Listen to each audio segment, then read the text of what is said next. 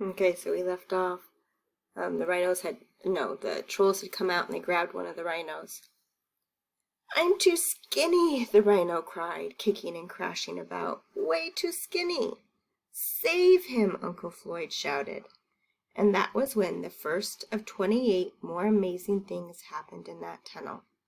One of the rhinos in the middle of the herd hollered, lowered his horn, and charged to the rescue. "Fool," Duke said. Just then the rhino reached the trolls, and then there was a bang and a flash as loud as bright as another rocket blasting off for Pluto. There was smoke, too, along with the sweet smell of peaches and cream. The trolls dropped the rhino they had snatched and fled for their lives. What caused an explosion? A second act of genuine kindness. After the echoes faded, the smoke cleared. A short, chunky kid in a tattered Little League uniform stood where the charging rhino had been. He was grinning widely while rubbing his thumb across his forehead. His horn had vanished. Not even a knob had marked the spot. Chapter 54. Reliable St. John's Song.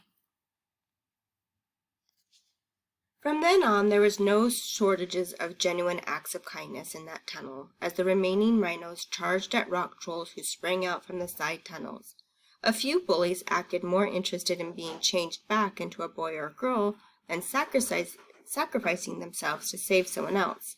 When they rushed forward, they stayed rhinos, and the trolls gleefully dragged them off, hooting and laughing above all.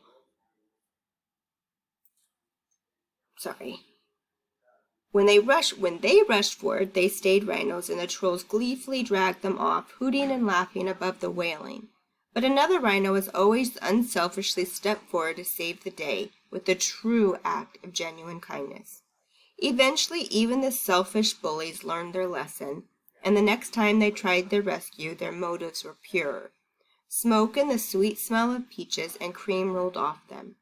By the time we reached the end of the tunnel, there was only one rhino left. I'll give you one guess who it was. Along with 28 kids, 29 if you counted me. The remaining rhino wasn't shy about sharing his opinion, but then he'd never been. "Don't expect me to protect you," Duke blustered. "I plan on staying just the way I am." "You might want to think twice about that," Stump told him. "Jim Dandy's nowhere near the friend you've been pretending he is, even when he's not stone." Duke didn't care for that idea, but he didn't bother arguing with it either. He was too busy snorting at the dead-end wall that Reliable St. John had run us into. Worse yet, we could see a lantern drawing closer from behind us. Shouts could be heard, bodacious, deep-think kind of shouts. "Faster! Faster! Faster!" "What should we do?" Stump asked Reliable St. John. "Go back," the cricket advised. "Impossible," everyone cried, forgetting the cricket was talking. Right away, Stump asked the cricket how we were supposed to walk through the wall. "Not with the song," Reliable St. John answered. "I think we could all use a song right now," Stump told the cricket, "if you don't mind." But before Reliable St. John could even clear his tiny throat, Bodacious Deepthink and her trolls roared around the last corner behind us. "My rhinos!" Bo screeched. We were all crowded behind what was left of her rhinos, namely Duke. He, in turn, tried backing through us. "Where are they?" In silence that followed, a single small voice answered, Jewel box of the earth, open up and send us forth." Reliable St. John was singing The Rock Wall Open. The cricket didn't have much of a singing voice, but apparently he didn't need one. The wall at our backs began to slide upward like a garage door. "Get that cricket!" Bodacious Deepthink yelled. But having had enough of smoke and peaches, not a single rock troll took so much as a baby step forward. Bo lifted a couple of nearby trolls up, hurling them at us. But as soon as they regained their feet, they scrambled for cover. Outraged, Bodacious Deepthink took a deep breath and began singing. The nightingales had fled her voice, leaving something foul and creaky in their place. Jewel box of the earth, close your lid or feel a curse." The stone wall started soundlessly lowering. Up and down the wall went, as first Reliable St. John, then Bodacious Deep Think sang. At its highest point, the wall never raised more than a foot, which was hardly enough to crawl under, but was more than enough to tease us with whiffs of fresh air and glimpses of sunlight and snatches of birdsong. Reliable St. John finally stopped singing long enough to call out, "I wouldn't plug her mouth." "What wouldn't you plug it with?" Stump asked. "A rock." "I wouldn't either," Stump agreed, but at the same time he picked up a good-sized rock, almost a boulder, and staggered forward, tossed it with all his might. The rock hung in the air for nearly forever before landing in Bodacious' mouth just as she was cutting loose with "Feel a Curse." There it stayed, wedged tight, but although the rock put a stop to Bo's singing, it didn't keep her from grabbing. With one swipe of her hand, she had Stump by his ankle, holding him upside down as if looking for a sauce pot to dump him in. "Do something!" I cried to Duke. What happened next was the second biggest surprise of my life. A glazed look overtook Duke's eyes. Then he actually did something. Though first he had to grouse about it. "Little fool," he muttered, though he seemed to be talking to Stump, not me. But then he stuck down a deep breath, lowered his head, and charged. That was Duke, my cousin, charging a rock troll. Bodacious Deep Think just knew what to do. Turning surprisingly light-footed, she sidestepped Duke's charge, snatched up one of his hind legs with her free hand, and swept him into the air. So now Duke dangled from one of her hands, Stump from the other, and her mood was as merry as could be. Puffing out her cheek, she spit the small boulder out of her mouth and got ready to crow. She wasn't quick enough. Before she got out one peep, there came a flash and a bang, as much smoke as one of the last rockets blasting off Pluto would have made. No sweet smell of peaches and cream accompanied it, though. What rolled over us this time was a rotting smell of river muck and fish scales. When the smoke cleared, I found out why and nearly fainted. The biggest surprise of my life had arrived. You see, Duke wasn't a rhino anymore. He wasn't exactly my cousin either. His genuine act of kindness had turned him into a river troll.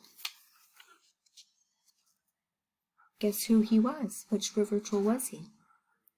Chapter 55, The Return of Duckwad Flishfly. "Duckwad?" Stump yelled, stunned. "It's his brother." "This is all your fault," complained the river troll, hanging upside down in Bodacious Deep Think's other hand. One genuine act of kindness appeared to be Duke's limit, whether he was human or river troll. "Quiet!" Bodacious Deep Think roared, shaking the two river trolls hard enough to cross their eyes. Holding up the new river troll to her snout, she demanded, "Where'd you come from?" "Over there," Duke said, pointing a shaky claw toward us. "I think maybe he's my brother," Stump meekly suggested. Even with the two river trolls dangling upside down, you couldn't help see a strong family resemblance around their knotty brows and foamy snouts. "What?" "Your curse turned him into a human years ago," Stump said, "when he got his months mixed up. But now, having stood up to you, he's back." "We'll see about that," Bodacious Deep Think bellowed, as she started swinging Duckwad around and around as if to break him open against the wall.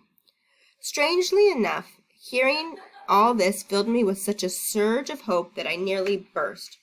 For one thing, it meant I could quit worrying about being Duckwad.